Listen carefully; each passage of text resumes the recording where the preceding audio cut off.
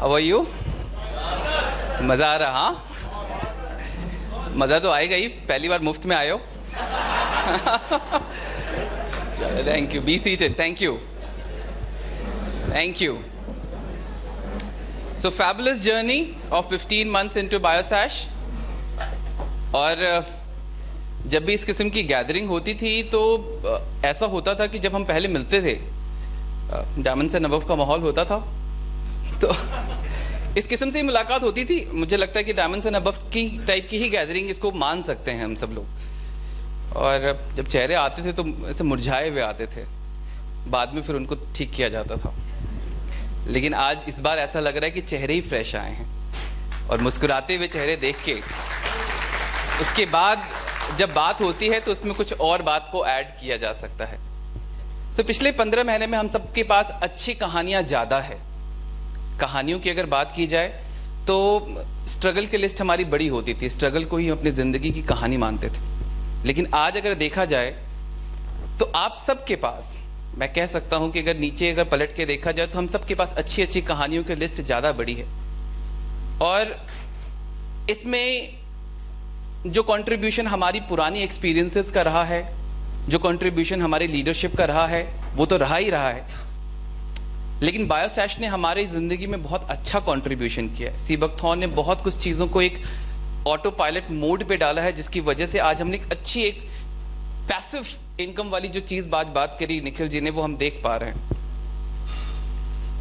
Lockdown एक ऐसा period था जिस पीरियड में हमने देखा कि कुछ ऐसी चीज़ें थी जो सिर्फ एसेंशियल चीज़ें थी, वही चीज़ें चल पाई, जो मोस्ट एसेंशियल चीज़ें थी। जैसे कि अगर आप देखें तो वेजिटेबल्स चल रहे थे, जैसे कि अगर आप देखें तो हेल्थ केयर चल रहा था, जैसे कि अगर आप देखें तो डेयरी चल रही थी, और जैसे कि आप देखें तो बायोसैश चल रहा था। तो एक ऐसे पीरियड में एक ऐसा इसेंशियल चीज़ जो डिफ़िकल्ट लग रही थी, मैं कभी कभी इमेजिन करता हूँ कि अगर लॉकडाउन के पीरियड में हम अपनी पुरानी ऑर्गेनाइजेशन में होते तो क्या होता। थोड़ी सी दिक्कत आ जाती। But things have happened for good.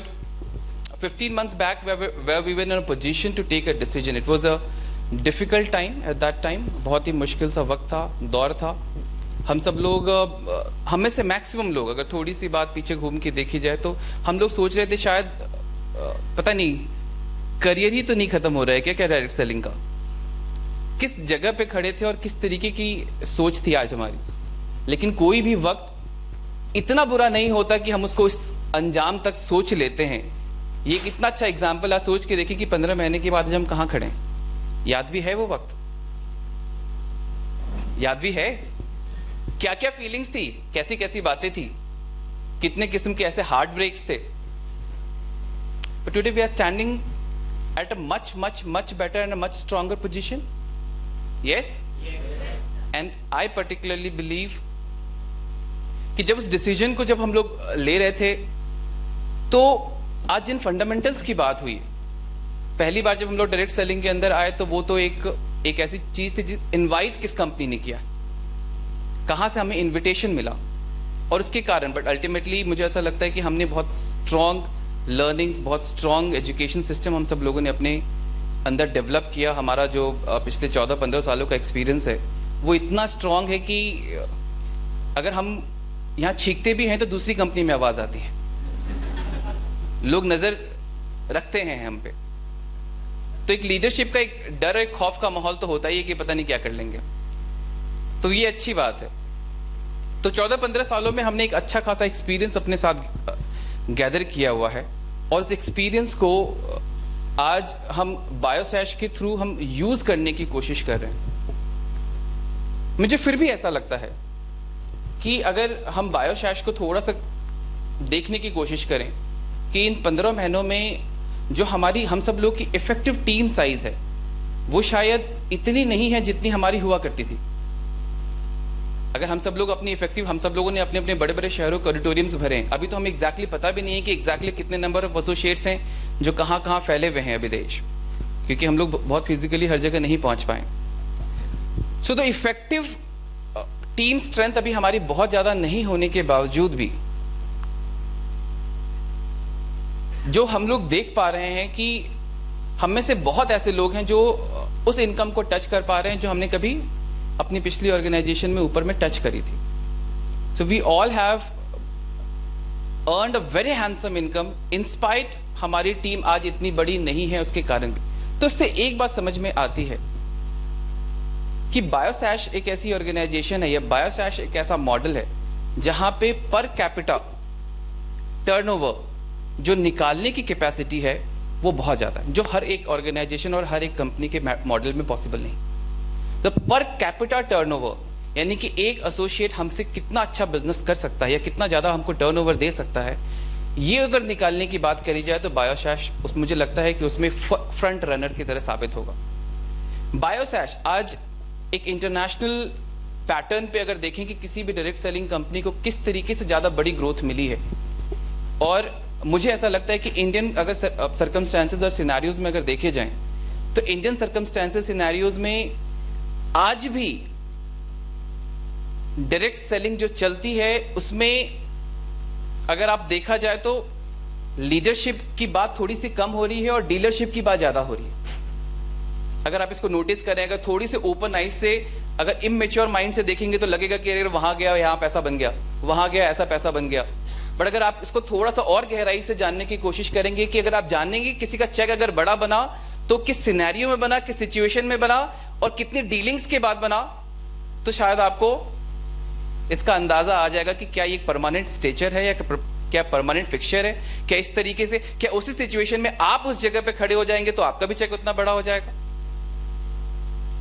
So it has to be understood कि आज हम अगर बायोसैश के अंदर हम ग्रो कर रहे हैं क्योंकि हम इस तरीके की बिलीफ सिस्टम से बने नहीं है, हमारे बेसिक्स ऑलरेडी उस तरीके से डिजाइन किए गए हैं कि हमें ऐसा लगता है कि अगर इंटरनेशनल पैटर्न्स को अगर फॉलो किए जा रहे हैं तो वहां पे जो कंपनी बड़ी बनती है उसका एक ऑर्गेनिक पैटर्न होता है ग्रो करने का. इंडियन कंपनी में आज अगर आप किसी बड़े एज ग्रुप में जाके बात करें, बड़े एज ग्रुप में जाके बात करें, क्या डायरेक्ट सेलिंग को बोल के आप एंटर कर सकते हैं उनके फैमिलीज में? कितना पॉसिबल है? आप एमएलएम का प्लान दिखाएंगे और ज्वाइन कर लेंगे, कितना पॉसिबल है? क्या वो रास्ते बंद नहीं हो जाते, दरवाजे नहीं बंद हो जाते हमारे काम को ग्रोथ करने के लिए? मुझे ऐसा पर्सनली लगता है कि आज बायोसैश एक ऐसी ऑर्गेनाइजेशन है जो ऑर्गेनिक ग्रोथ हमें दे सकती है क्योंकि ये एकमात्र ऐसी इंडियन कंपनी है जिसके डिस्ट्रीब्यूटर के स्टेटस पे सिर्फ प्रोडक्ट के रिजल्ट की फोटो आती है. एकमात्र ऐसी डायरेक्ट सेलिंग कंपनी. बाकियों की आप देखेंगे कि किसी के कार आ रही है, किसी का क्या आ रहा है, किसी का आज इतने दिन सुबह से बात हो रही, कितने लोगों ने अपने इनकम को फ्लॉन्ट किया, कितने लोगों ने अपनी चीजों के बारे में बताया. ये हमारी strength, because we want to believe in organic growth. मेरी इनकम को देख के आपकी इनकम नहीं बढ़ जाएगी. हाँ, आप मोटिवेट जरूर हो सकते हैं, बट यस, आपके घर के बाहर अगर आप किसी के जूस का बॉटल देते हैं और उसको रिजल्ट अच्छा आता है तो कहीं ना कहीं आपके बढ़ने के चांसेस बढ़ जाते हैं. तो एक ऑर्गेनिक तरीका होना चाहिए हमारी और आपकी ग्रोथ का. अगर उस ऑर्गेनिक तरीके में अगर आपके बेसिक्स और फंडामेंटल्स में ही कहीं खराबी आ गई है तो आप किसी के दिखावे में, बहकावे में, भटकावे में ये आते रहेंगे और आप भटकते रहेंगे. जब हम कंसल्टेंट से मिले थे, जब डिसीजन लेना था कि हमको कैसा करना है, तो कंसल्टेंट ने बोला था कि there are two patterns which are running in this industry. One is called a leader and there is called a set crowd. Set crowd is a term, technical term in direct selling company. What is that set crowd? Leader क्या करता है? Leader इधर उधर भागता है, भटकता है, और सेट क्राउड उसके आगे पीछे घूमता है. Right? what happens in this process? कि जो सेट क्राउड है ना, वो हमेशा दूसरों के लिए बस एक इनकम का जरिया बन जाता. वो कभी किसी भी इंसान, वो अपनी जिंदगी में कभी कोई अच्छा करियर नहीं बिल्ड कर पाता. बट अगर आपका ये एक चल रहा है, ये बाहर अभी इंडियन डायरेक्ट सेलिंग जो कि इमेच्योरिटी से, आप कह सकते हैं नेसेंट स्टेज से अगर एक प्रोफेशनल कलर ले रही है तो यहां पे ये चीजें होगी ही होगी. ये नेचुरल है. और जैसे जैसे ये चीजें आगे बढ़ेगी और प्रोफेशनल कलर लेना शुरू करेगी और एग्जाम्पल से ही इस तरीके की कंपनीज आएंगी. फॉर्चुनेटली मेरी बात हो रही थी किसी top direct selling company leader से, तो वहां पे यही बात हो रही थी कि जो आना था आ गया, जो टीम्स टूट के आनी थी वो जुड़ गई, ये हो गया। लेकिन अब जो प्रॉब्लम आ रही है ना, मुझे ऐसा लगता है कि काम तब बढ़ेगा ना कि लोग नेटवर्क मार्केटिंग ना भी करें ना, तब भी आपका प्रोडक्ट खरीदे। अंदर अंदर बड़ा खुश हो रहा था मैं, अंदर अंदर बड़ा खुश हो रहा था मैं कि लोग नेटवर्क मार्केटिंग ना भी करें तब भी लोग आपका प्रोडक्ट खरीदें, तब जाके बात है इस सिस्टम में। मैंने बोला कि सर ज्वाइन करने का मोटिव ही यही था कि ना भी करो। मेरे सारे कई सारे एग्जाम्पल हैं यहाँ पे जो आज सीनियर एज ग्रुप में हमने एंटर करने की कोशिश करी है अभी, और उनका यही कहना था। हमारे साथ मैम बैठी हैं यहाँ पे जमशेदपुर से, इनका ये कहना था, ऑलरेडी बिजनेस रन करती हैं, जूसेस का ही बिजनेस करती हैं। उनका ये कहना था कि अगर MLM बोलते हैं तो मैं तो नहीं करती। जूस यूज किया, अच्छा लगा। अब तो ऐसा है कि ऑफर पे ऑफर, लाख लाख के ऑफर उन्हीं के रहते। MLM के लिए नेगेटिव थी, ज्यादा MLM से टर्नओवर हमको वो देती, right? So we have to understand this pattern कि हमारा जो we don't want to just manipulate people. आज अगर हम अपनी जिंदगी को अच्छी बनाने के लिए दूसरों की जिंदगी को मैनिपुलेट कर रहे हैं, आपको क्या नहीं लगता कि ये बाइट बैक करेगा कल न कल कहीं आपको? सो वी अंडरस्टैंड कि अगर मेरे पास मुझे मेरे सर पे एक बहुत गहरी जिम्मेदारी लगती थी जब इतना सब कुछ हो रहा था, और नीचे जब लोगों की लाइफ देखता था कि लोगों ने 2-2 साल, 5-5 साल, 8-8 साल दिए हैं और आज उनका करियर नहीं बिल्ड हो पाए, तो ऐसा लगता था कि मैं इस पैसे को कभी जिंदगी में एंजॉय नहीं कर सकता जो हमने यहाँ से बिल्ड किया। सो आई ऑलवेज फेल्ट कि मैं अपनी टीम को उस जगह पे जरूर खड़ा करूंगा, and it was a matter of self respect and self esteem and pride also, कि अचानक से लोग बोलने शुरू हो गए थे, यार तुम तो बहुत बोलते थे, तुम तो ये थे, तुम तो वो थे, हो गई तेरी बात। सो अल्टीमेटली ये मैं अपनी टीम को इस चीज के लिए, मुझे पता भी है कि मेरी टीम इस चीज पे मेरे से कनेक्टेड है कि we all want to be at such a position, और हमने इसके लिए ज्यादा वक्त भी नहीं लिया, हमने बहुत ज्यादा इसके लिए वक्त नहीं लिया। We want to be in such a position कि जहां पे लोगों को ये बोलने के लिए मजबूर हो जाना पड़े कि ये लोग तो ऐसे हैं कि भाई ये कुछ भी करेंगे ना, ये हमारी बोलती बस थोड़े दिन के लिए चलने देंगे। बोलती बंद करने वाली क्वालिटी हमारे अंदर होनी चाहिए। That is what we believe, because we are not just people. हम अल्टीमेटली जब भी हम लोगों ने डिसीजंस लिए हैं, हम किसी के बहकावे में डिसीजंस नहीं लिए। हमने, हमारा भी एक logical, we all are graduated from good colleges, हम एक एजुकेटेड माइंड से रन करते हैं चीज़ों को।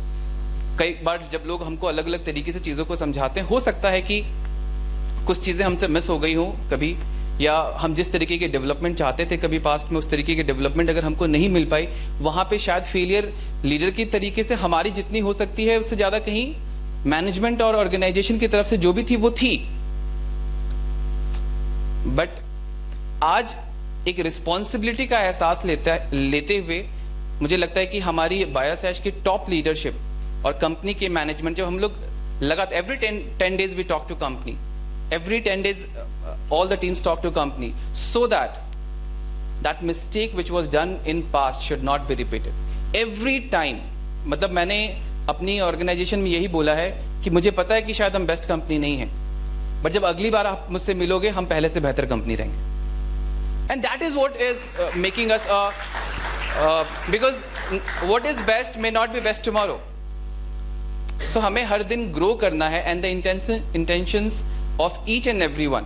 आज पहली बार अर्जुन खन्ना सर भी हमें सुन रहे हैं, हम भी अर्जुन खन्ना सर को सुनेंगे, और इतने सारे लीडर्स को सुनने के बाद हम उस फीलिंग को दोबारा फील कर सकते हैं कि हमने एक डिसीजन जो लिया था कि उस डिसीजन में कितनी गहराई थी कि हम सब लोग एक ही जगह है। कहीं ना कहीं हमारे बेसिक्स मैच कर गए, कहीं ना कहीं हमारे थॉट्स मैच कर गए। निखिल जी ने भी बोला कि अगर अपना रिसर्च सबने किया ही, बट उनका ये विश्वास था कि सर आपने सोचा है तो कुछ ठीक ही सोचा होगा। गुरिंदर सर ने, आपने भी कहा ठीक ही सोचा होगा सर।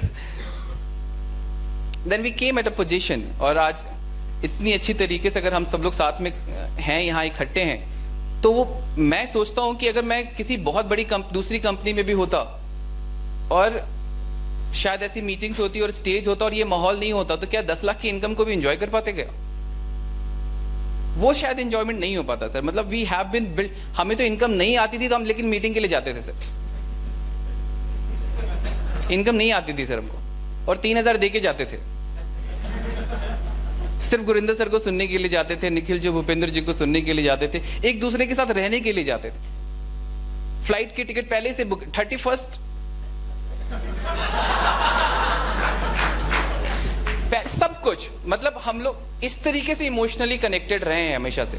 सिर्फ अपनी टीम की बात नहीं कर रहा सर मैं, ये ओवरऑल इस माहौल की बात कर रहा हूं मैं। सो मैं बायोसैश में आने की जो हमारी एक बहुत बड़ा हमारे रियल सेंस में जो हमारा एडवांटेज रहा कि हमने उस माहौल को जो मिस हो सकता था हमसे, एक लॉस्ट अपॉर्चुनिटी होती है लाइफ लॉन्ग के लिए, एक लॉस्ट अपॉर्चुनिटी होती थी, हमने उसको आज रिटेन कर लिया सर।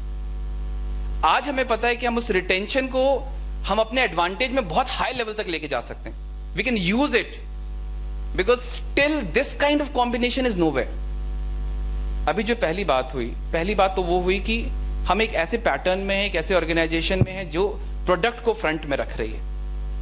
प्रोडक्ट फ्रंट में, आधी बात तो वो कर देता है ना आपका प्रोडक्ट, वो बात अलग है कि बाकी की आधी बात भी अभी आप नहीं कर रहे हो। जितनी आप पहले तो पैसा नहीं मिलता था तब काम करते थे, आज तो मिलता है फिर भी कम काम करते हो। सच है या नहीं है? उतनी मेहनत कर रहे हो जितनी करते थे? अंदर से बोल दो। जितनी कंप्यूटर पे बैठ के मीटिंग करनी है उसमें भी थोड़ा सा, तो मैं बस इमेजिन करता हूं कि जिस तरीके की ऑडिटोरियम्स हमने फिलअप किया, हम तो भी कंप्यूटर पे बैठे हैं, आधे लोग बैठे हैं, just 10 to 20% of our efficiency we have put in.